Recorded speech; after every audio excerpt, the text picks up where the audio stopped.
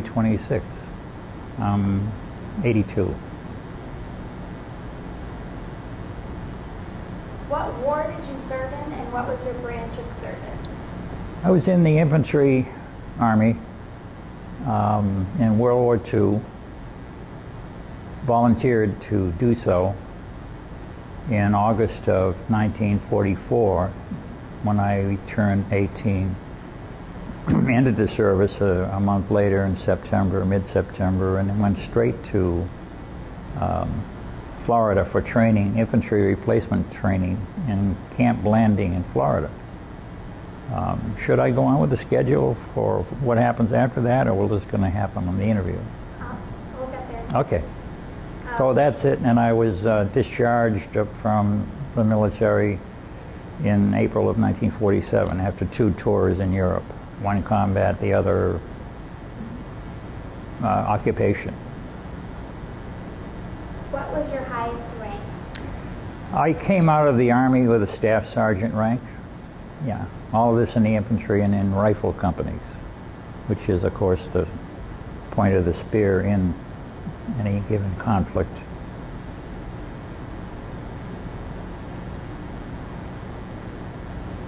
Why did you enlist?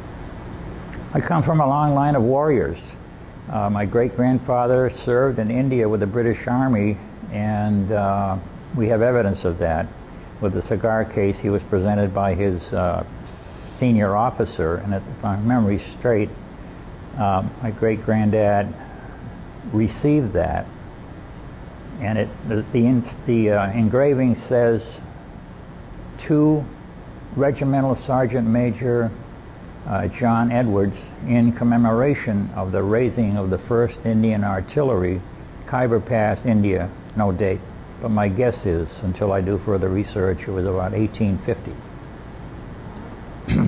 And then beyond that, my dad served in World War I, 2 years with the Canadian Cavalry, the Royal Canadian Dragoons, and then the King Shropshire's Light Infantry with the British Army. He saw 4 years in World War I without ever talking about it after that. Since that time, I came along with the service time I mentioned, and we've had 3 sons join the military. One is still a career person. We're very proud of all of them. And so the answer to the question, rather long, is that I do believe in family scripts, and I was literally, I would say, programmed to serve. And that was really the way things were back in the 40s and World War II. You know, everybody felt the obligation, men and women. So it was because I wanted to answer your question. Where were you living at the time?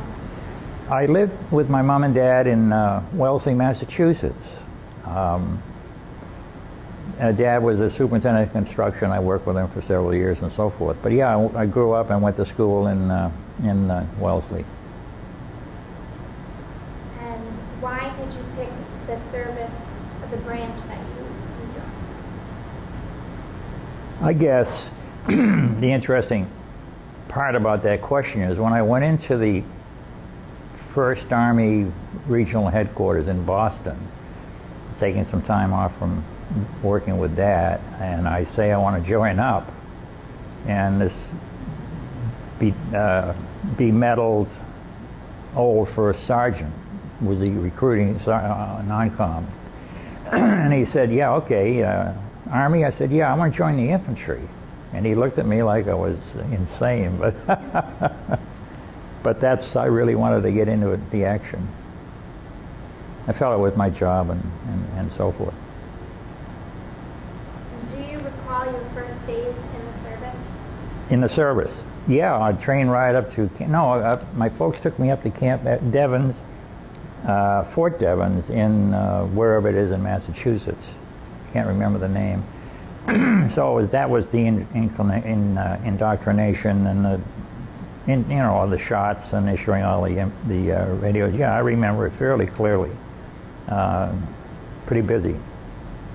Yeah. I think it was about a couple of weeks later, we shipped out 4 the Florida training camp via railroad. Yeah. What did it feel like being there for the first time? Oh, well, it's hard to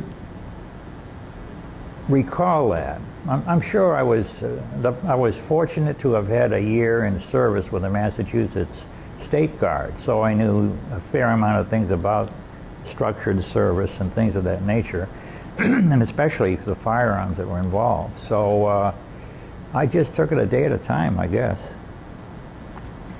They kept us so busy, you know, and the beginnings of all the structure and discipline and a lot of hollering and stuff like that. So I think with that background I had, I was fairly comfortable in receiving it. Can you tell me anything about your boot camp or training experiences? Oh gosh. Those days, infantry replacement training, and the word replacement is interesting because I can't believe that it took me 50 plus years to realize the implications of what a replacement is. You know, we do literally go over and replace guys that have been killed, taken prisoner, or whatever. But it was near Blanding, Florida, I think it was, big sandy place, and there's a basic 6 weeks training that you get in the Army for learning how to do this, that, you know, weapons and all that sort of thing. And then there's an addition to that called I can't remember what it is, but advanced infantry training. And that's when they really get down to the hand-to-hand combat and, you know, more veterans and, you know, how to stay alive. Not veterans, but more exercises. Somewhere along the line, in that period of time, I, for some reason, was transferred to an armor artificer training unit down there. Apparently, my only thought is that I must have scored very high on my mechanical aptitude on what the Army calls the AGCT, which is Army General Classification, blah, blah, blah. So I did that and completed that training. It was very enjoyable, working with a lot of, you know, weapons and stuff like that, and also learning about landmines and all that stuff, until early January of 1945. I was supposed to have been shipped out. One other fellow and myself, for some reason, weren't shipped with the guys who graduated from the artificer training. And they went to an ordnance location somewhere overseas. I'll never know. But I tried to find out why I was not shipped out, because I was anxious to do something. And the Army gave you the usual screwy idea, well, we've lost your records and can't find your this, that, and the other thing. So there it was. Somewhere along the line, my classification changed to the code for an infantry rifleman is 1745. And I was back in the infantry and given 10 days for a delay en route, it's called, not furlough, but pass, to go back home before I was shipped over. And I was shipped over as a rifleman, so, and I was okay about that, yeah. Do you remember any of your instructors during training? Yeah, good question. First of all, most of with respect to my Southern-born and military comrades, the cadre, the trainers, you're smiling, were tough. I think very few of them had had combat experience. But gosh, that was 1944, and I can remember this lieutenant, somebody, his last name was Springer, and he'd come back from combat in the Anzio Italian campaign, and he had one leg missing. So he'd been there and done that, and didn't say much, but he was there, and I was very impressed by them. And his story, or somebody's story, it was told me he didn't, his leg was sheared off by a German 88 millimeter shell, which is, the 88 is and was a much feared weapon that the Germans had, and it was appropriate either in ground fire, anti-aircraft fire, or whatever. It was just a wicked weapon. And you just didn't have time to hear it coming to take cover. It would just boom, yeah. So that's what happened to him. And that's the remembrance I have of that. Other than realizing that the guys the cadre trained us, were doing what they had to do because they wanted to get us ready to fight. We got a lot of admonitions, working on bayonet training and hand-to-hand fighting and all that contact stuff from the cadre, saying comments like, you better want to come home more than the guy that you're fighting with otherwise you ain't going to come back. So we heard that all the way from landing over to the replacement center ended up in Belgium, where they would say, when we were just being picked up by the non-commissioned officers of the rifle company that was in combat, they said, take a good look at the guy next to you, because one of you won't be coming home. Message received. Okay, yeah. So that went on all through that. In addition to watching some training films down at Blanding every Saturday on various aspects of the enemy, the rape of Nanking on the Japanese part, the London Blitz and so forth, and all of this, of course, was to get us focused on how bad these guys were, and on and on and on. Brainwashing, but I think it was appropriate. Yeah. Now, you mentioned that you felt that it was your duty to join. Did this information strengthen that feeling or deter from it? Lovely question. It had to strengthen my motivation, but if I thought about that at a given moment during all of the training period, I can't recall, but I know I was driven, literally, to serve and to get on with it and get over there and do my thing. And when you do that, I guess, in retrospect, you volunteer for a lot of things. Bad and good. I'd like to talk about your combat tour first. So after leaving Florida's camp, you went to the recruitment center? We were sent, I went and spent 10 days with my folks in Wellesley, Massachusetts, and then reported back to, I think it was Camp Kilmer, New Jersey, which was a gathering point for getting people ready to be shipped overseas to Europe. And we were sent from that camp to on a train to a point of embarkation in the South Shore. I think it was in Hingham, and I can't remember the name of it. After you completed your training, where did you go? Home for 10 days with my folks. And one of the interesting things about that, when Dad put me on the train in Boston to go to New Jersey, I looked out the window and he was crying. Never saw him do that. He knew, in spite of all my BS with Mom, that I was going to be going into combat. And yeah, he's a great guy. So we got down to New Jersey and then back up to the point of gathering to get on board the ship in Boston. And that occurred on March 1st. Of 1945. Just before that, while we were still in the gathering place down in the fort, whatever it was,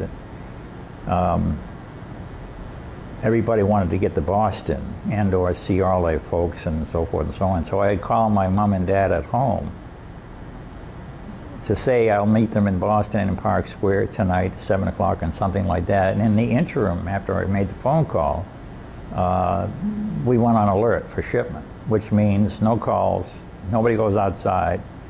And I found out later, a couple of 3 days later, that guys were just going through the fences anywhere to go out and have, you know, one last fling. So I did not meet my folks, and we didn't find that out until I, you know, wrote a letter overseas.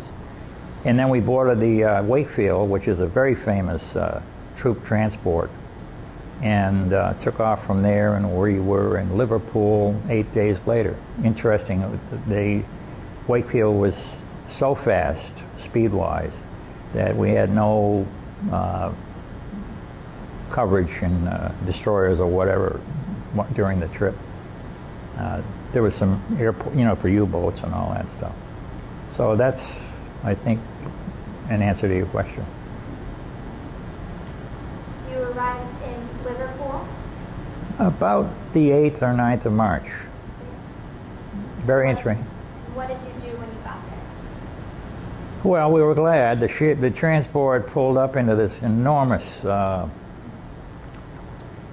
docking area, and you could see the effects of the Germans bombing everywhere. Buildings were and there were about umpteen thousand of us lined on that side of the boat, and I wrote about it in the book.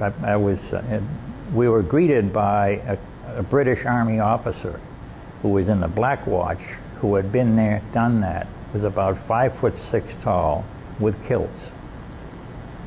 Well, all the guys were whistling, "Hey baby, what about a date?" and all that, and he'd heard it and done it. And I was told, you know, with my English background and upbringing, I was so embarrassed. Yeah, but there he was, and boy, he had been there. And they are wonderful. I guess for the last 200 years, they've been in combat here, there, and everywhere. We boarded the train then and went all the way down to the shore of the English Channel, and I can't quite remember where it was.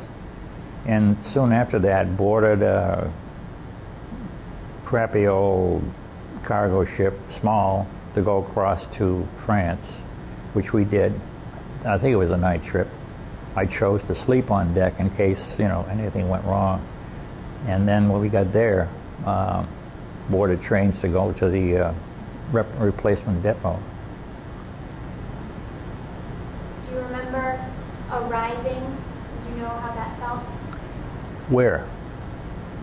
Arriving in France. Oh, sure.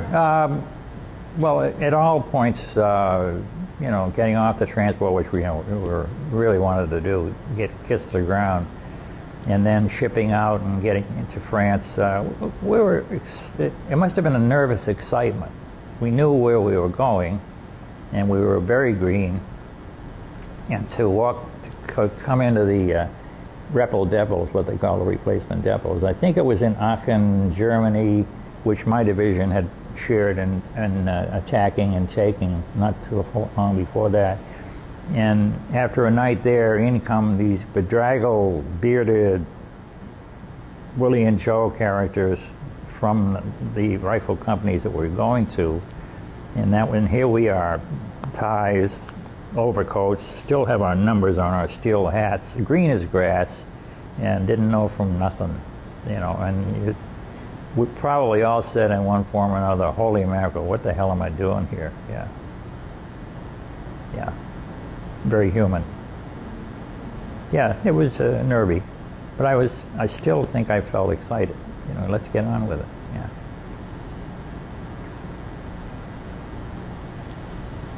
Do you remember where in France you traveled to?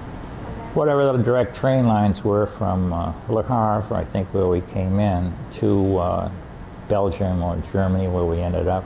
It was neat. Somewhere along the way, and by the way, in World War I, they used French railroad cars that were ancient then. We were in them again in World War II in 1945. They call them 40 and 8s. Apparently that comes from back in World War I, where 40 men and 8 horses could be transported in each of these railroad cars, and they showed their age. The weather was pretty good, so we kind of sat with our legs hanging out when we could. But the neat thing is, somewhere along the line we stopped often. There was this French family who had a piano right by the railroad tracks, and they were handing out what I can't remember when, something, but it sticks in my mind. American flags all over the place, and of course they'd just been relieved, freed, literally, maybe a year before that. So I think the welcome was genuine. Yeah. That's very interesting. Yeah. Thank you.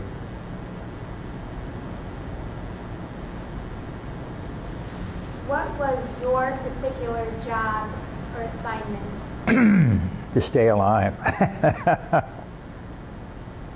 The first night of combat, the night before, I had gone back, obviously, with this sergeant, I can't remember who it was. I think it was 2 or 3 other of us, green as grass.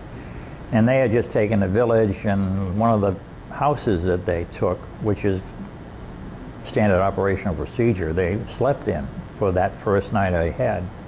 My squad leader, Paul Belay, B-E-L-L-A-Y, who was to be my, I won't say savior, but he sure saved my butt quite a few times, said, you know, crash anywhere.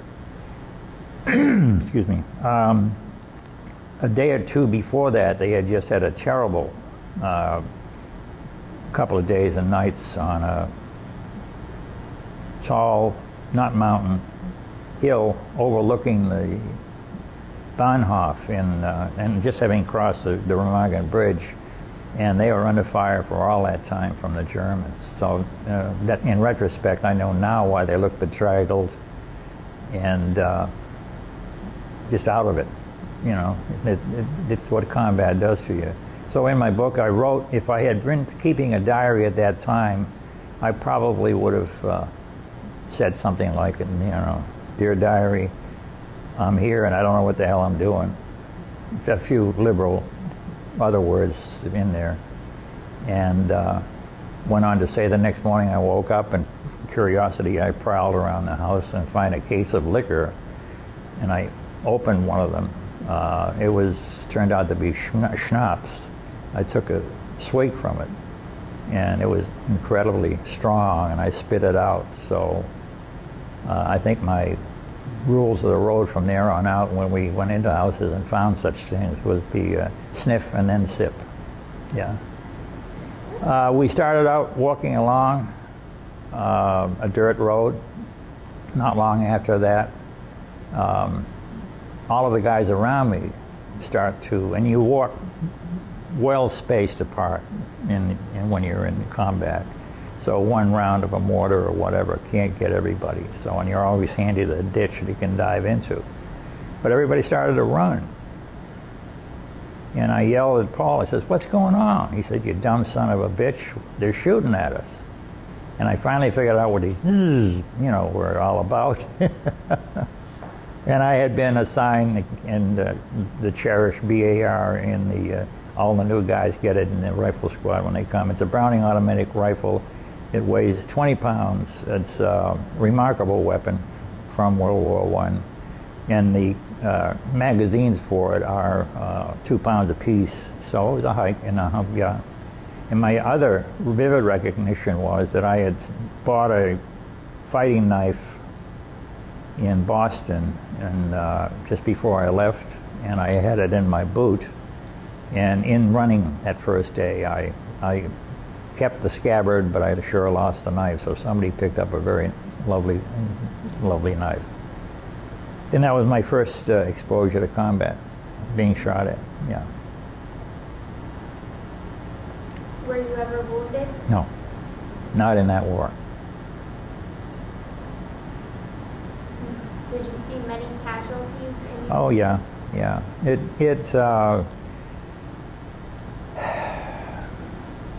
The intensity of combat, if I could put a scale on it, landing on a beach, D-Day, whatever, where 9,000 guys were killed in the first 1 or 2 days, that got to be a 10. I think probably with few exceptions, the average dangers or whatever is down around a 5 for me.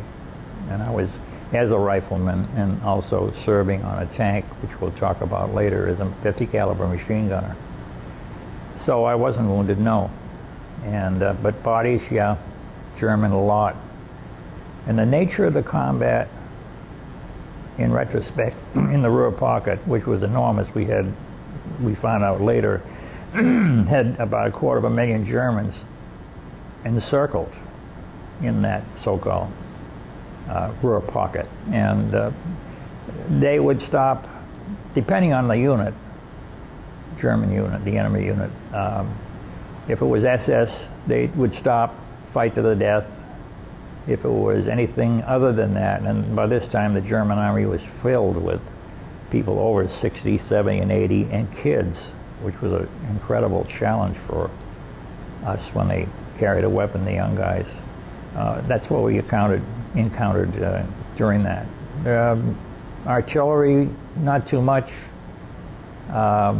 Mostly what they call an SP. It's an 88 millimeter cannon mounted on wheels. So I'm trying to say, in the retreat, they would shoot and scoot. And we had quite an example of that. We got almost knocked out when I was on the Sherman tank.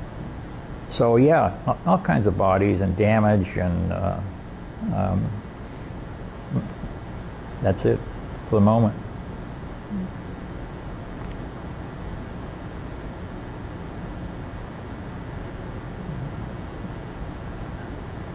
What did you do to keep from letting so many casualties get to you inside? There weren't that many. It's a fair question. You're so focused in combat. It's a question of survival. The comment then for survival of new riflemen replacements was something like, if you can last 3 days, you got a pretty good chance of staying alive. But survival was, of course, the primary, yeah. And you're really jammed up in a lot of, oh gosh, what is it, adrenaline? Especially when you get incoming fire. It's difficult to describe.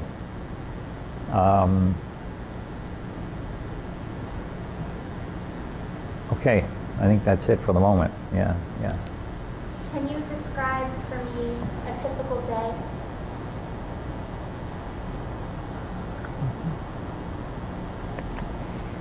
When infantry units move, somebody's already up front.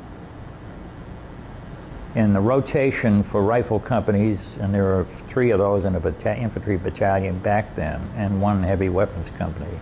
But of the 3 rifle companies who fully tasked and staffed would have almost 200 guys in it, and the rifle squad within the companies in that battalion should have had about nearly 40 guys in it, including officers and stuff like that, and non-coms.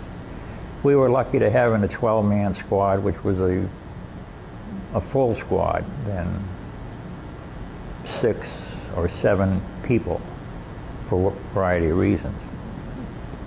Wounded, frozen feet or something like that, although there wasn't much of that at that time. So a day was, and I can't say enough about the incredible experience of being so tired and putting one foot in front of the other, because we covered a lot of distance sometime in those advances, and I wouldn't be surprised to say if I must have fallen asleep walking. I'm not sure about that, but sometimes it felt like that. So bottom line, you really, when you're that exhausted, don't give a rat's ass that, what's going to happen. You can even experience the feeling of, I'm so tired of this, I really want to get $1 million wound and get out of here. I can't remember having that thought, but I know it existed in many of us, yeah. So a day in the life of, if we were at point, the lead rifle company, and within that they would have the lead platoon, and within that they'd have the lead squad. Lead meaning the point of the sword or spear, and if you can do the math, at any one point in time, if you were the first scout who always was out front, literally looking and listening in an infantry squad, and your company and your battalion and your regiment and your division have to be the point for the whole the whole battle. He could be the first guy, you know, into enemy territory and so forth and so on. The signs we did see, speaking of German bodies, are that dead horses all over the place. They'd been using horses to haul their artillery and all, which is an indicator of how bad off they were. So wagons and scattered all over the place. And the problem with the young kids that had the Mausers and or Schmeisser burp guns, 12, 13, 14, the company commander in every given unit that was in combat then had to make the decision, do we fire on anybody, including those that are that young? And the answer, for literally survival, I can see and heard company commanders saying, I will not tolerate anybody shooting at us, my people, my guys. We've got this far, and who the hell wants to be killed by a 12-year-old kid? So I know of no personal observations or examples of that, but I do know they were killing. If they had a weapon and they didn't, we'd learned by that time when we found guys coming out of the woods, the Germans, in droves, I might add, to yell in German, "Hand the Hulk, kommen Sie here." Come here, put your hands up and come here. And you can believe we all had our weapons trained on them, whatever the case was there. So a day in combat, by the definition some people use, is hours of boredom and moments of, not insanity, but when things happen, they happen fast, and then you just do what you were trained to do. Fall on the ground, for one thing. But yeah, okay. You mentioned Germans coming out of the woods in droves. Do you mean German soldiers who left to surrender? Yeah, German yeah. In droves at that time.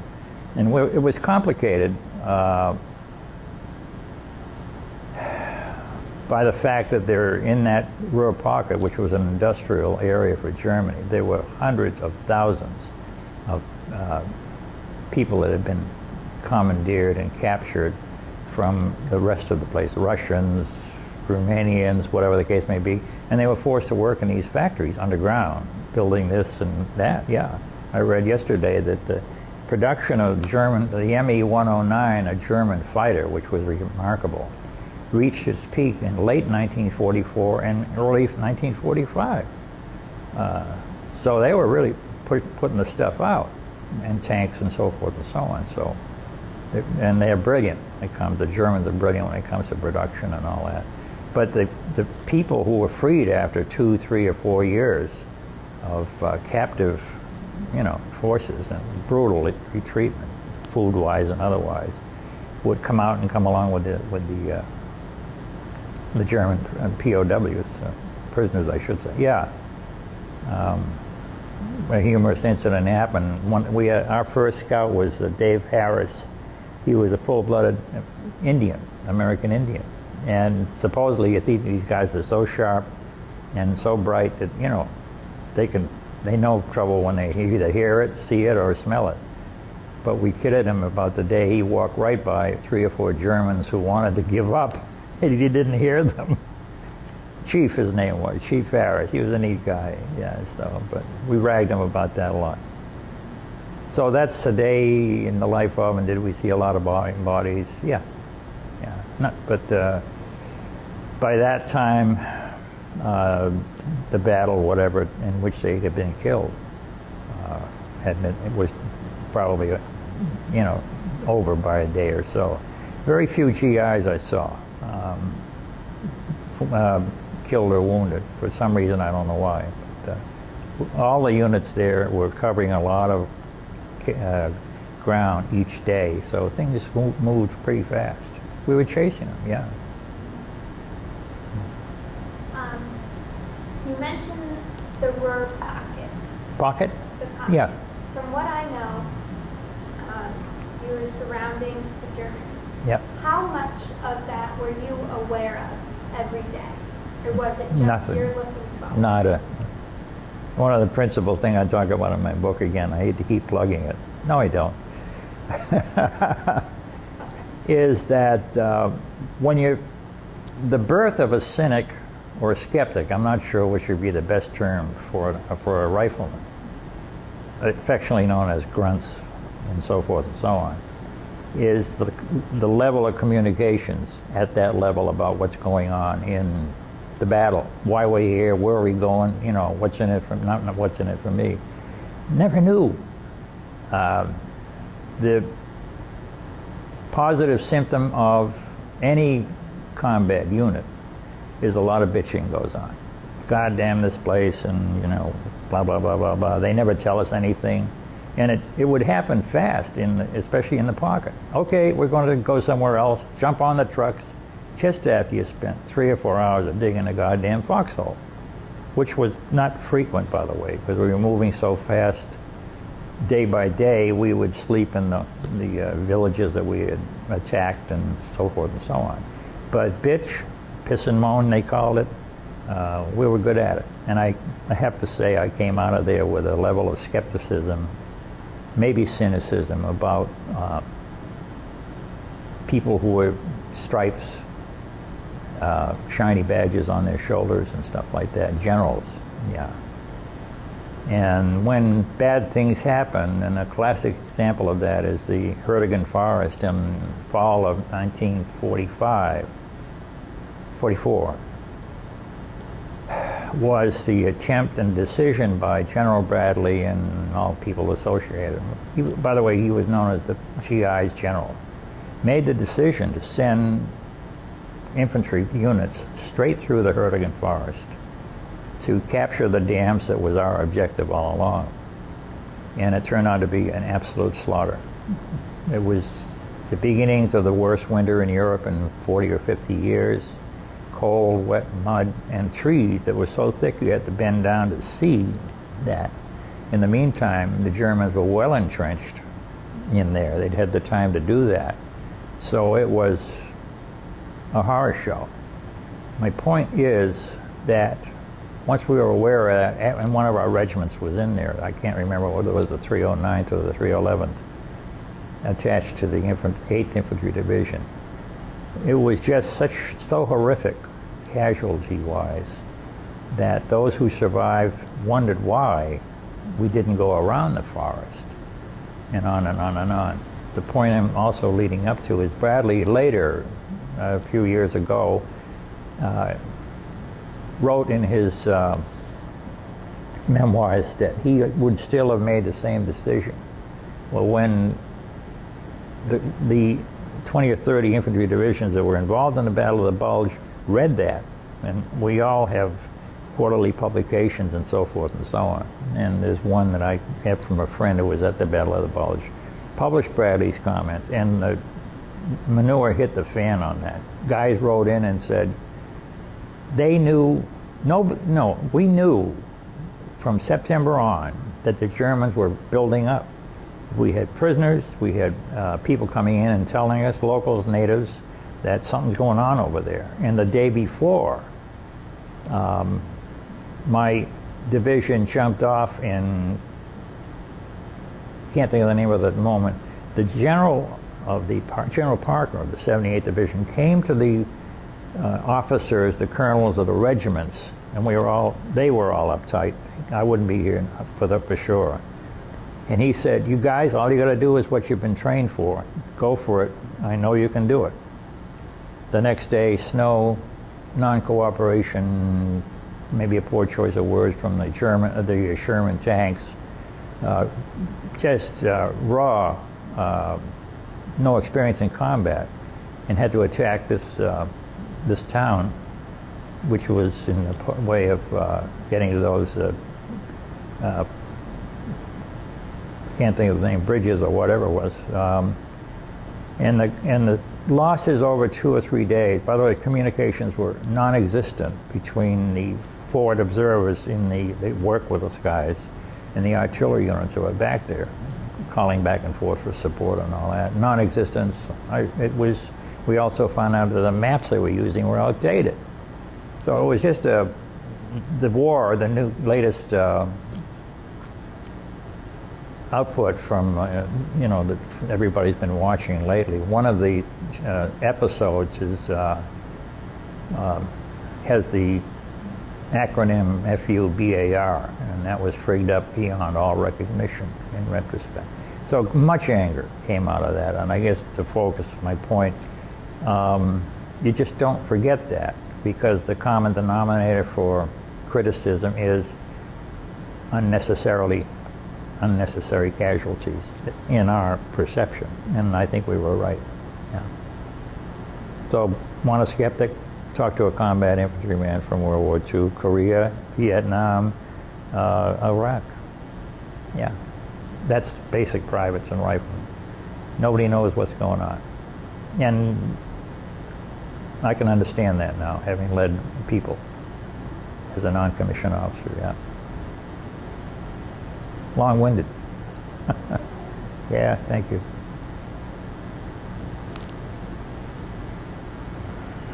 You mentioned getting information from... Would you start that again? You mentioned it. You mentioned getting information from people there, natives and other people telling you. Who were they and why were they telling you what they were German people who were in the towns, and if they had no Germans,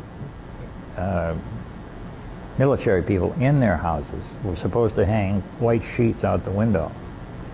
Those were the rules, so-called, not of engagement, and that would go ahead. They'd drop leaflets from airplanes and say, if you don't want to get your town flattened and you don't harbor Germans, stick this sheet out so, the incoming infantry will know. We never trusted that, because there were occasions we would hear of being sucked in on it, and then all of a sudden opening up with a fire. So, and the Germans, well, I'll give you an example. I was on the Sherman tank a couple of weeks after what we've been talking about, manning the 50 caliber machine gun, and I said that the rifle companies are only up on front once in 3 days. The Shermans were always there, supporting the lead rifle company.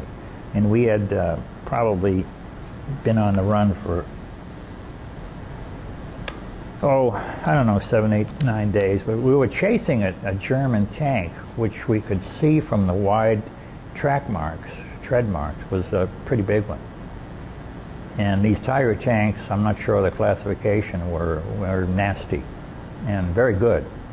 I don't know what caliber cannon they had, but that's irrelevant, I guess. So talking about Germans, we would always ask them, the burgomaster and all that, and what bothered us then and in retrospect, couldn't do enough for us. Oh, sure, no problem, And when you asked them if the Germans had been through there lately, oh, no.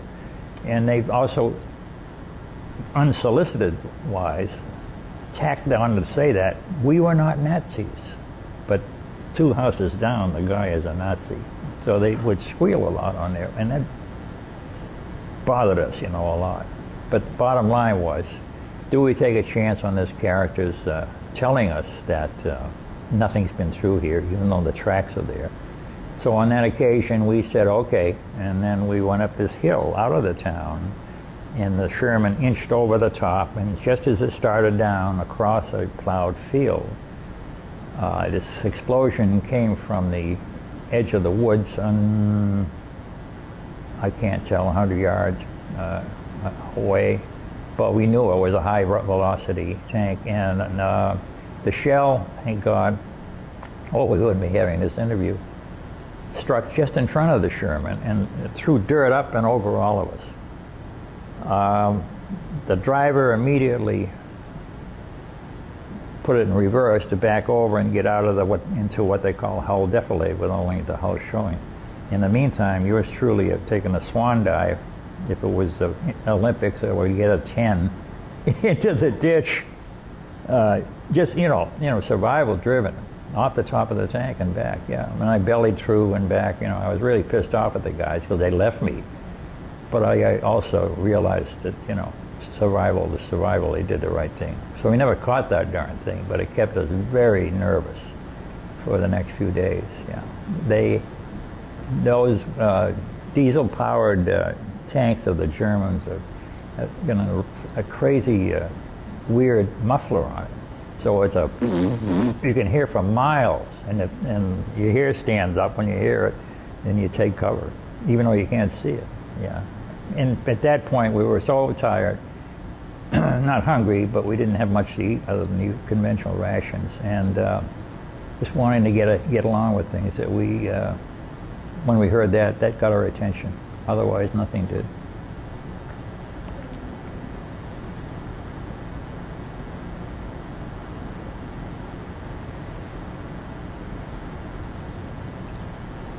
At what point did you get to where you were going in that battle? Yes. Yeah, the target was Wuppertal, Wuppertal. It was a large city, which I guess turned out to be our ultimate target or whatever. And so we got to that late in April, I think. Yeah, the European wall stopped around the 7th of May, so it was late April. And that last night we were there, I found I was going to, be sent back to, they didn't need me anymore, go back to my rifle company. We had an interesting experience. I slept on the tank because it was, one, warm, and two, they didn't have, the crew didn't have enough guys to do it. But then it was kind of neat, blankets and stuff like that. And usually, well, whatever you stole from the last house. But a German truck pulled right up alongside me, and I was awakened by these German voices. And I can't imagine what the guy said, but it had to be, Heine, where the hell are we? And the other one saying, I don't know. I always carried a 45 caliber pistol for that kind of a situation, but I somehow said, don't shoot. Let them get on with that. And found out later there were several armored vehicles around the city square that we had stopped in. If I had fired, probably they would have seen and heard that and zeroed in on that, and a friendly fire would have been nasty. But they went away. Yeah. And that was pretty much the end of our combat. We didn't realize it at the time, but nothing happened. I think we lived there for, I don't know, a week or 10 days and had some interesting experiences, and maybe later on that one. But a great sense of relief once we found out that we were not going online again, probably. Yeah. It's the sort of stuff you hear, you believe it when you see it, and we didn't see it, and we felt, pretty good about that. Did you witness any big surrenders of the Germans? Only in mass. One of our division publications has a picture of hordes of Germany. If you can picture Route 9 or anything that has a median space between, and they were coming in with their hands like this, in the hundreds and thousands of them. We passed that on early back in March and April. So they were just giving up big numbers. And after that, they were popping out of trees and wherever. Forest, I should say. And what happened to them as they surrendered? They were put in these enormous cages back behind the lines. You may have seen them in TV, but just barbed wire and hundreds, thousands sitting there waiting for a desperation. A lot of them they're shipped back to the United States, which we weren't too happy about when we found that. Yeah. But whatever, you know. Yeah. And some of them stayed over here, down south and out west and all, yeah. Worked in farms and all that jazz.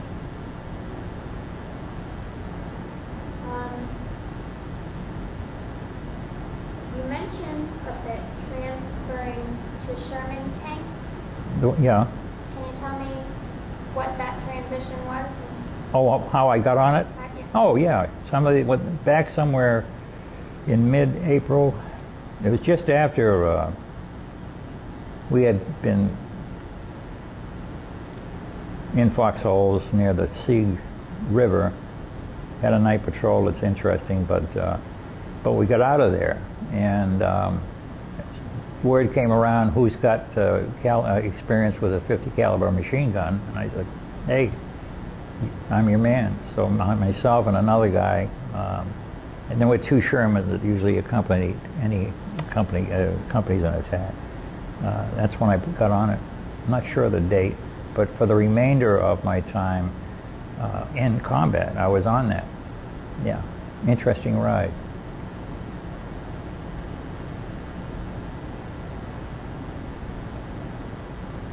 When you were no longer needed and got sent back, where did you go? Back to my rifle company.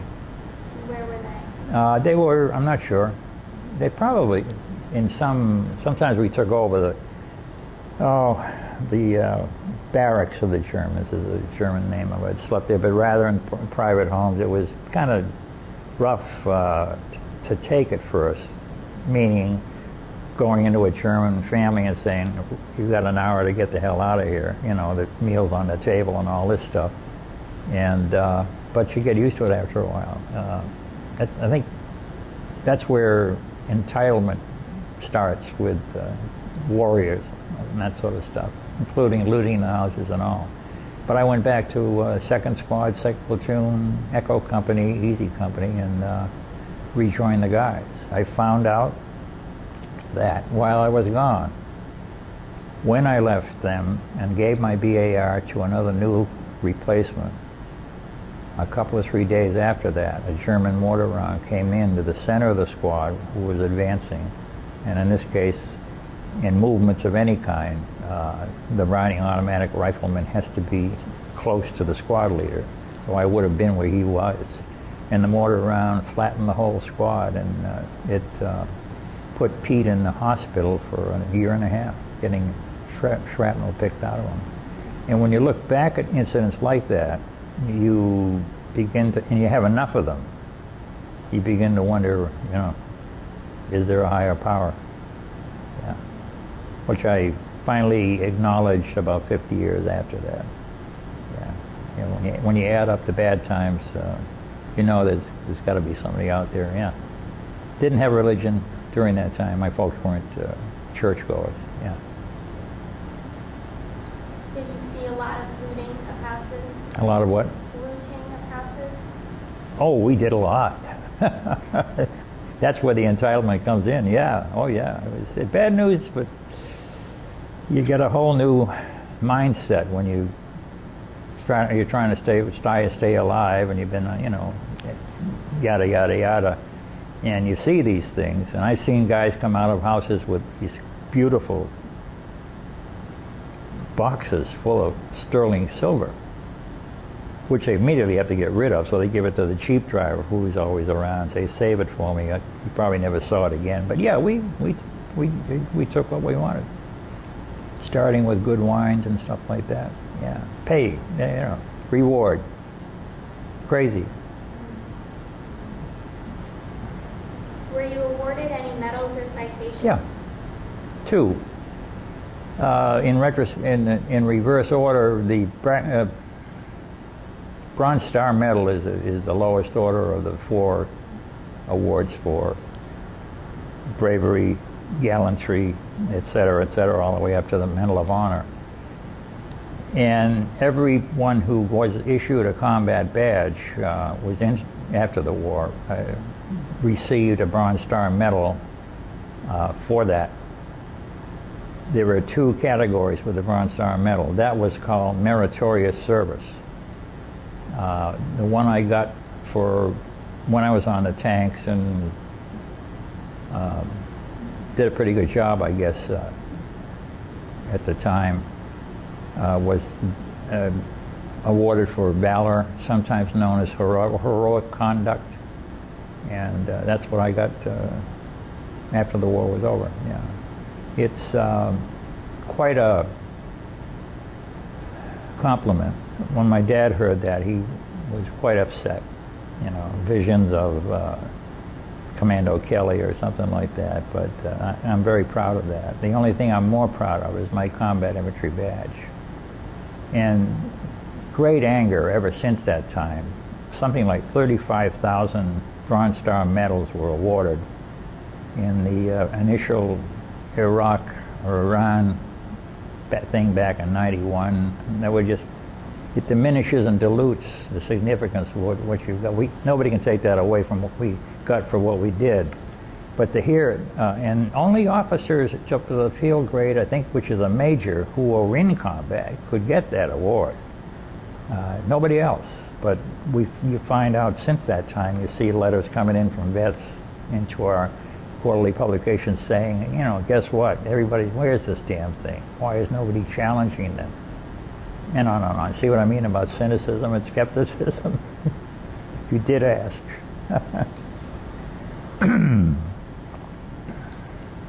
Was there any way to stay in touch with your family? Yeah, letters in which I had rare opportunities to write, and they were photocopied or something in V-mail, they used to call it, victory mail. Yeah, and I never received any mail from the folks, and my sister, who was quite a good writer, until after we got off the line in late April. Yeah. You mentioned having standard rations for food. What Yeah. was that like? K-rations. K-ration is got a can of something. there's breakfast, lunch, and dinner. Cheese, pork, I can't remember the orders. Actually, it was medication. I'll get to that in a minute. And then a little bit of toilet paper, a couple of cigarettes, and I can't remember, chewing gum. And they came in a wax wrapper, which was very handy. You could use that and light it to heat a cup of coffee. There was instant coffee in there, too. The D ration was an enormous, about the size of a videotape, chocolate bar, which was given to guys going into combat, and that's all they could carry. And then the 10-in-1s, which were given to units, especially tank crews, had enough food to feed 10 people for one day. And that really sharpened up my visit with those guys, because the chow was really good. And that was it. The K rations got awfully old. You're very prone to diarrhea, the GI, you know what.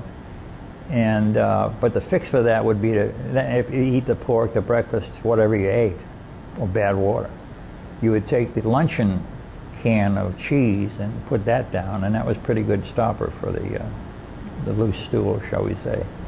But there wasn't one of us who, when we had our showers after about a month, who hadn't stained his underwear because of the long johns, because of close calls and all that. Did you have plenty of supplies? Well, food, yeah. Actually, they tried to get a hot meal up to us once a day, our cook, and his name was Tiny. He was awarded a combat badge. A long story. But yeah, and that was always welcome. And anything we could find in the German houses, the goodies and stuff like that, yeah. But by the time we got out of combat, our stomach had so shrunk that the Red Cross women came and gave us that big meal, you know, the whole 9 yards. Couldn't hang on to it, but it was a lot of fun eating it. Yeah, that's neither here nor there. Was there anything special you did for good luck? My dad had carried in World War I something called a Lincoln Imp. Lincoln meaning Lincolnshire, where I think his regiment came from. And he gave that to me, and there was a little tiny imp, looked like a little devil, with emeralds for each eye on a gold clasp. So I put that in paper and kept that in my wallet for luck. And that's what I carry. And a lot of guys had rabbit's feet, you know. The poor rabbit loses on that one, of course. And we had guys that were fairly religious, especially Catholic, and they had their rosary beads and stuff like that. Yeah, yeah. But and then I passed that Lincoln imp on to my oldest nephew, who was in the Massachusetts State Police and so forth. Yeah, Dad asked me to do that, and that was fine. Yeah. Don't know where it is now.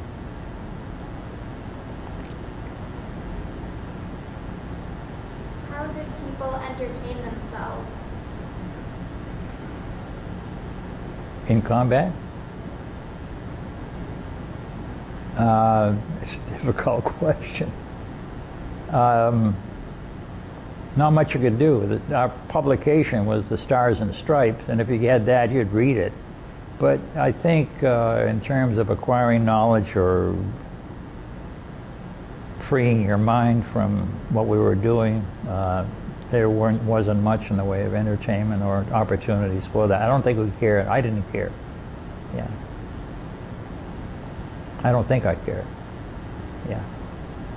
Did you ever see any entertainers? Yeah, after the war was over, we were in a town called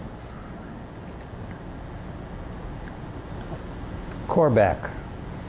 And the entertainers that were coming over at that point in time were wonderful. Bob Hope and people, and then of course the movie stars.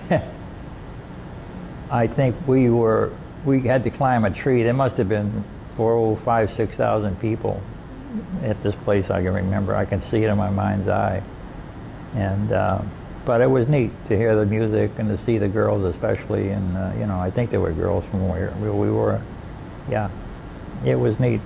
Yeah, we just jump in the trucks and go to wherever the location was, and okay.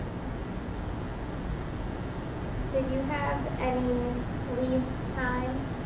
Yeah, they've got to be great. The opportunities to attend European universities came up in the summer of 1945.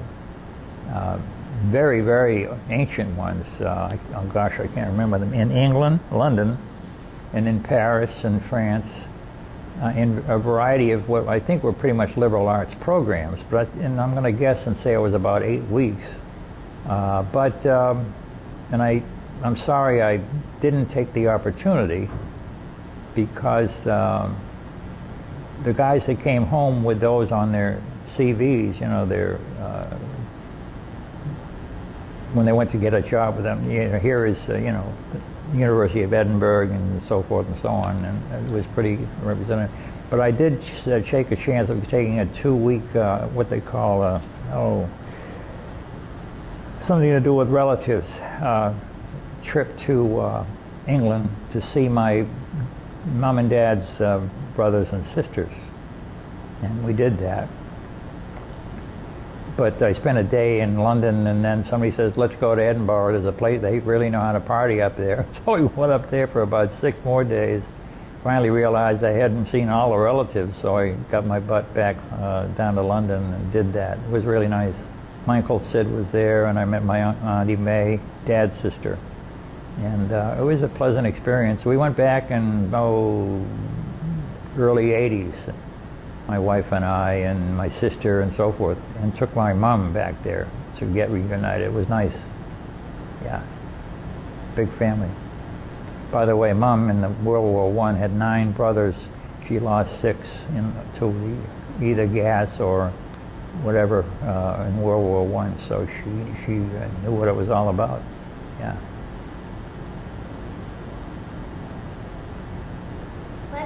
Talk a bit about your occupational tour. Occupational what? Your occupational tour? Yeah, you mean went back over to occupied? Yeah, sure. Went back in April of '46, I think, give or take. We've been given, actually I joined the regular army in Berlin, and the prize for that was 60 days home and a bonus of, I don't know, $700 or something like that. So I signed because I didn't have enough points, and you needed 85 at that point in time from your medals and all that. And I didn't have enough. I found out later that about a week later, my number came up at Berlin, but by this time I was committed to an 18-month extension and as a regular Army member. So I went back over in April.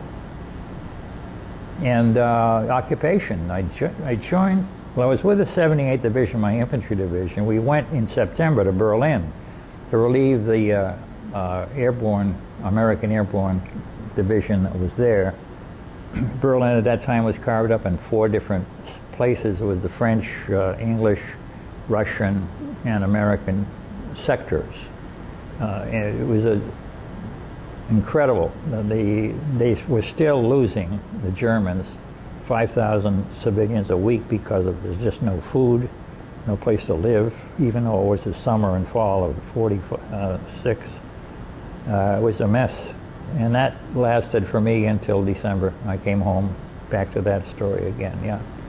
But the downside of it for we grunts were we had begun in the summer to receive, first of all, our platoon leaders, second lieutenants, most of whom had combat promotions and first name basis and all that, were being replaced because they were going home with points with graduates of West Point who didn't know from nothing, obviously.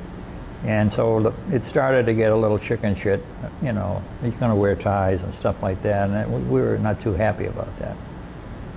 So there was that change.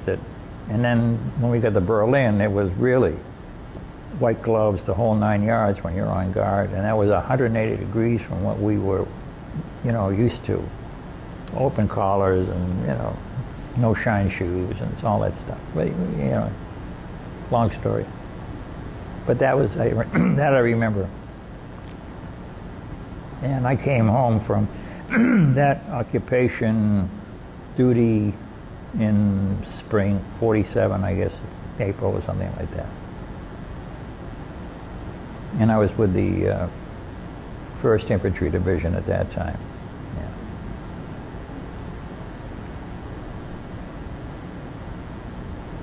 Do you recall the day when your service ended? No. I know when we came back on the troop ship in early April, just about all of us, myself included, got down and kissed the ground, literally. We went to camp something in New Jersey for processing to be discharged.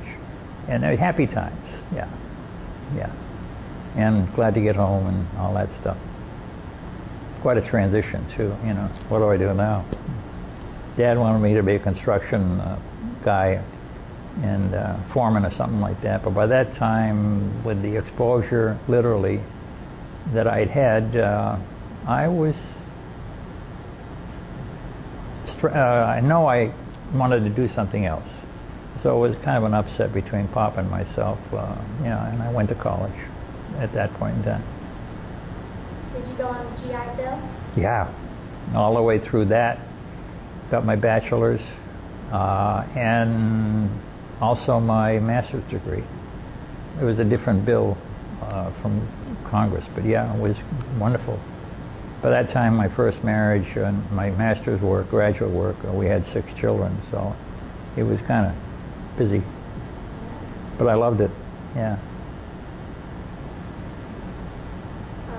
What did you do in the days and weeks right after you got home? Drink beer. Next question. I didn't want to do a hell of a lot, and so it was so neat to get back home and see my old guys, my friends and all that. We did have a few beers, especially guys that were in the service and all that. And I mean, when you're in a high school or you're a senior, June comes in those days, everybody goes into the service, but be that as it may. But that probably lasted, I don't know, a month or so, but then you start to say, well, gee, Dad gets up at 6 every morning. got a job and blah, blah, blah, and I guess I better get my butt in gear and, earn a little money and pay my keep.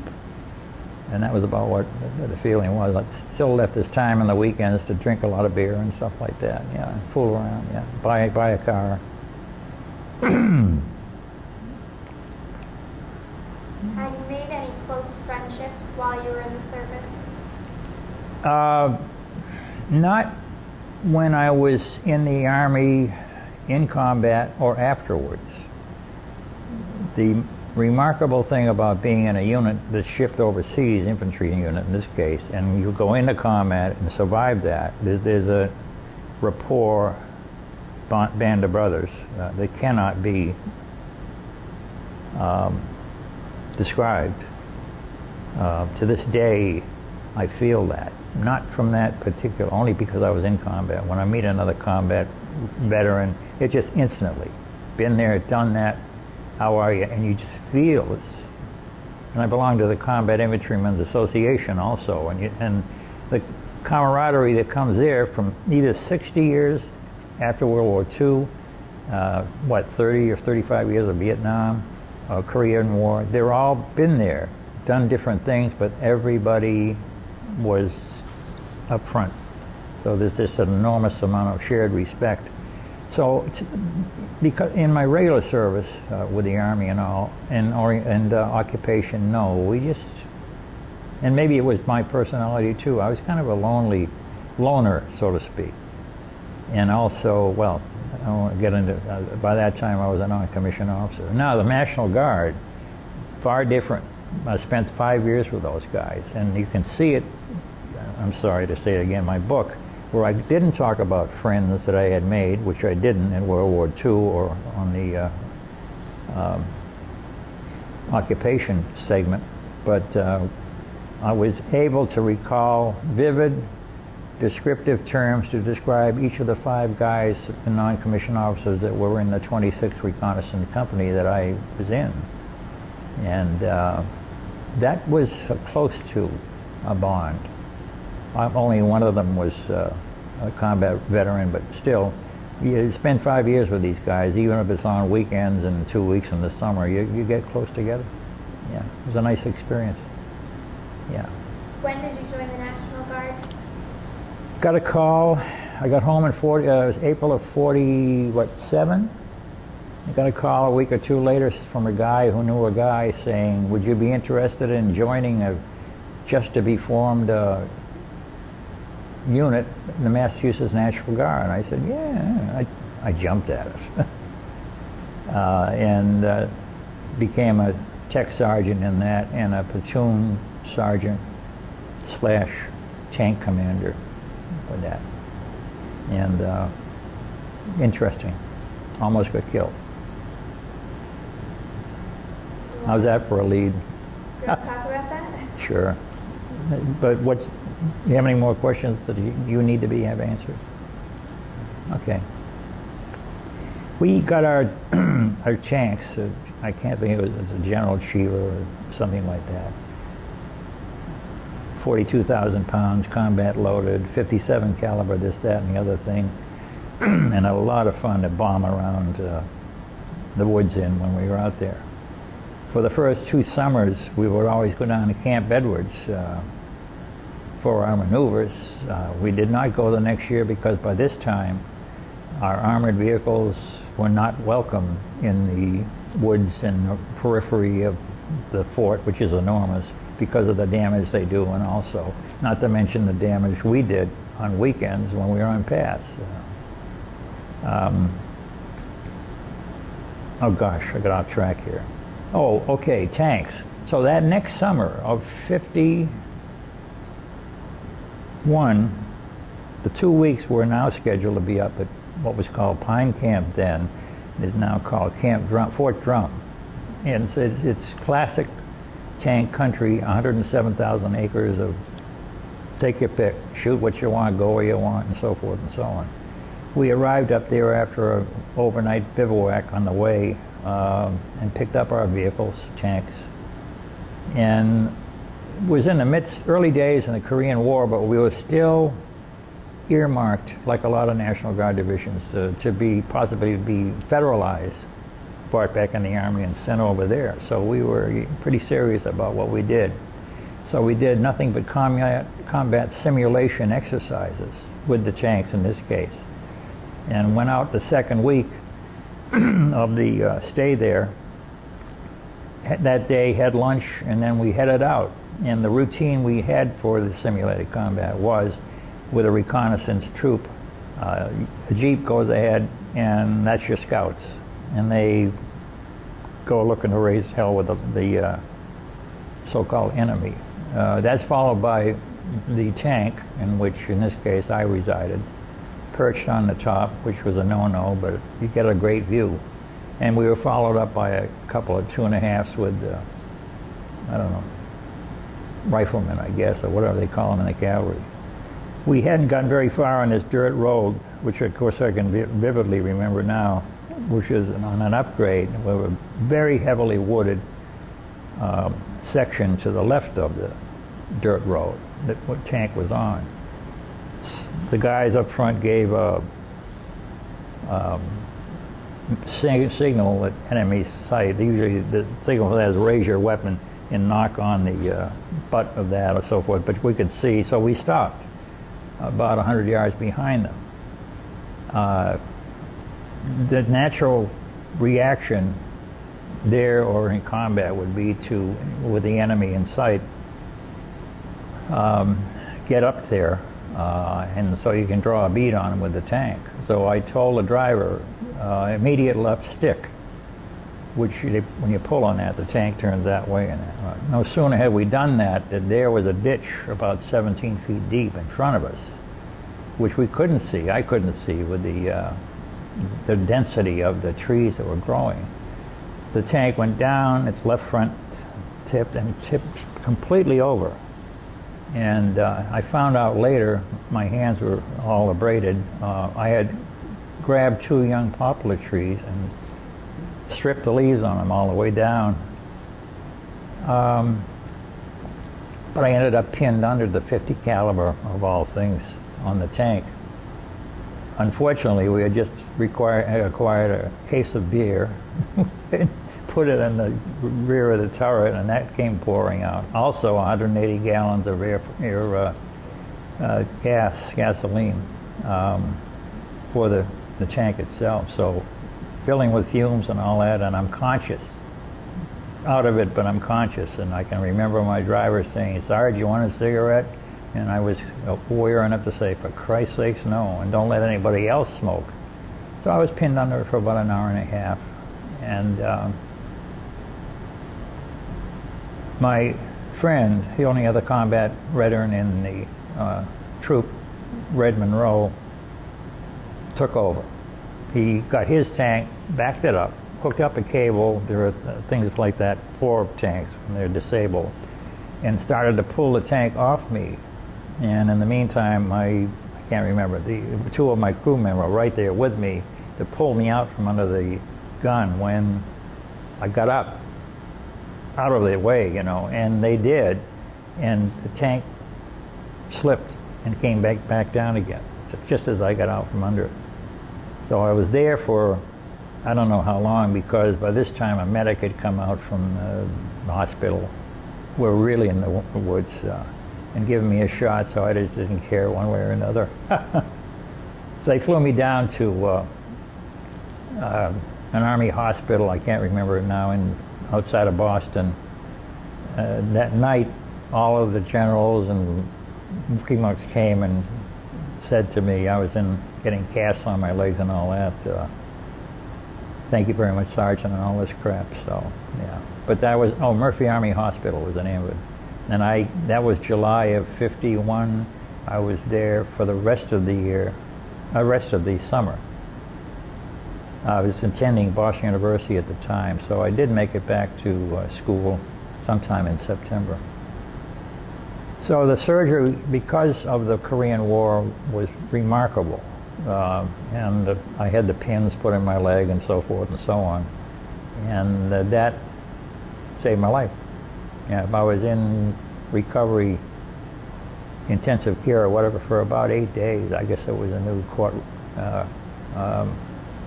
course record, and had, I think, 8 units of blood to offset a surgical shock and stuff like that. So I'm very happy to hear in this conversation. And pin came out about a year later, and so forth and so on. In the meantime, I'd gone back to work with Dad, but this time I really wanted. Obviously, had started school at Boston University, and that's where that was that. Yeah, still suffer the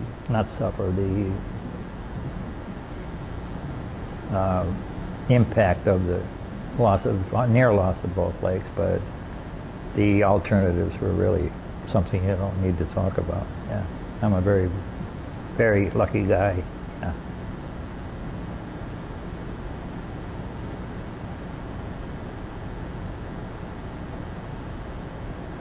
Was that the end of the National Guard for you? You might say so. My going away party from the gang, which was really neat, was in, I guess, again, April of '52. And yes, a medical discharge service incurred, and I have a disability with the VA, which is quite helpful now because of the fact that it pays for a lot of my disabilities, yeah.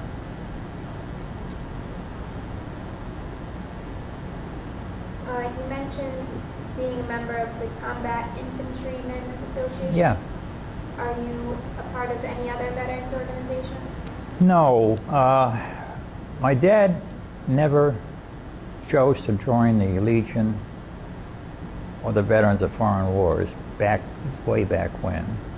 And I probably, because he said, I did my job and it's over.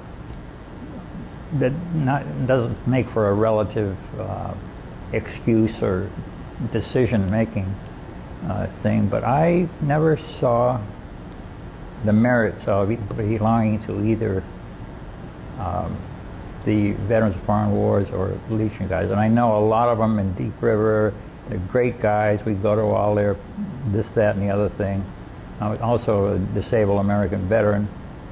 And the CIA seems to fulfill my need to keep in touch, and because of the camaraderie that I mentioned. And but their meetings are up in northern Massachusetts, so they're difficult to get to. And but that's how I keep in touch, and I read a lot about that stuff and all that. Have you attended any reunions? CIA? Did you say? Oh yeah, about every other month I can get up there. It's a 2-hour drive, and it's on Saturday. And Saturdays are kind of special with my best friend and my get to clean the house. But no, I go up just to keep my hand in. They do an awful lot with creating and installing markers and monuments here, there, and everywhere to honor the various divisions, and especially combat infantrymen, which is the brethren. Yeah. What did you go on to do as your career after the war? Well, I had my education, the associate's degree after 2 years. I didn't know what I wanted to. The VA was insisted on knowing what your career goals were, but you take, 16 million guys getting out of the service. What the hell do I know? I'm alive. But I focused on business, and now I transferred to the College of Business Administration at BU. And in the course of that, wait a minute, no, that's too soon. And I got my degree and then graduated and spent several years in manufacturing and so forth and so on, which I loved. Along came the opportunity for the master's. This is now 1961, and I was fortunate to do that. In the meantime, on one of the evening classes I was in, the professor asked me would I like to run the courses while she and her husband went to Florida or something. And I tried it and I loved it. And immediately I refocused on, yes, management, but in this case, management development, whatever that meant at the time. And just to work with all kinds of people that come to evening graduate programs. Back then, they all work. A lot of them been in the service. It was a joy. Yeah, I was hooked. So I transferred. Well, after my master's degree in '65, I started to work at the College of Education, but things weren't working out though at that time at home. So I managed to get about a year or more in there, which would have been an EDD, a doctoral degree in education. But ever since then, I've thoroughly enjoyed working and teaching people, adults, yeah, in many ways. And went out on my own about 1990, I can't remember, with a consultancy that specialized in organization development, training, whatever. Loved it. Still do. Did your military experience influence your thinking about war? Very much About so. the military? Very much so. Very much so. I have a great deal of anger for the present administration and their lack of, sense in starting things like Iraq and on and on. I could talk for days on that, but I'm bitter about that. The bitterness comes from knowing what it's like to be in combat, knowing what it's like to get hurt, and seeing the kids that are over there, men and women, that are sustaining these horrible injuries. And for any given KIA, killed in action person, you can multiply that by a factor of 5 or 6 to come up with the wounded in action. And you know what's coming out of there now. So yes, I have a great deal of anger for that. Iraq and Afghanistan, yeah. My Air Force son, Jamie, was in Iraq for 4 months serving a tour of duty. Fortunately, he was out of harm's way, but I was very nervous throughout that time.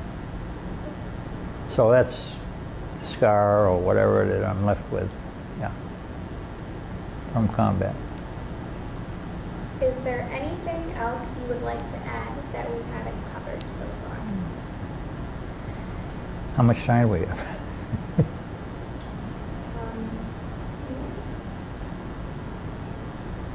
What, a couple of minutes, 5 minutes? Yeah, time. We left out the very humorous time we had when we got through with combat back in the spring of 1945. One day, 2 other sergeants, I remember them, and I was still a private, went out looking, for action, not action. We took our weapons with us because at that point there were a lot of people coming out of the woods, and some of them, if not many of them, were German soldiers who had changed into civilian clothing. So we didn't trust anybody. We found this enormous caserne, which is the barracks that I talked about that the Germans have. Glenn Fish, and I can't remember the other guy's name, it's in the book, and myself. So we're there, and we come into this building, which is stripped bare by the people I talked about that worked in the German factories. As an initial acronym for them, whatever. And there was this enormous safe, about 5 feet tall, 3 feet square, on rollers, and we said, aha, chance for retirement, ne sais pas. So we went to work on the darn thing. The combination was on the front, and the only thing we could think of, we went around looking for short pieces of pipe that we could break the dial off with, no luck. Finally, somebody said, let's put a grenade under it. We were all still carrying them in the webs of our pack straps. So what came out of it was 2 of us tipped the safe over, and then the other one laid on the floor by it, pulled the pin on the grenade, put that in his hand. We would just lift up the safe, I'd guess 300 pounds, but we didn't care at the time, and put it right under where the combination would be, and then got his hand out of there, and we went skedaddled out into the hall, and boom. So coming back in saying, can't wait, I suppose, and visions of whatever dancing in our head. It wasn't a damn thing, nothing in the safe. We pulled the door open and there was dust. Later we said, my God, suppose they'd booby trap that thing. But that'll give you, I think, a pretty fair sample of the combat soldier after World War II, having very much an ownership on whatever is in sight, including women, et cetera, yeah. So, yeah, that's lots of more good stories, but that's about it. This all came to, I think, about 10 or 12 years ago. We had joined our church, congregational church and so forth, and in the early days there, I was struck by the wonderful religion and the activities and the dear friends we had made. Once, I said to one person once, she's dead now, I wish I could tell my friends in the congregation too about my service. And she said, go for it. And I did. And I gave a sermon, I don't know when, 10 years ago, the title of which was The Lord's Hand Was on Our Shoulders, meaning myself and my predecessors in the military. It went well, it's in the book. And that crystallized the acceptance of a power, God, call it what he or she, and that I had arrived in terms of a faith. Yeah, great way to end and start things, yeah. Still feel the same way. Very lucky. That it? Thank you very much for this interview. You're entirely welcome. Thank you. Been great.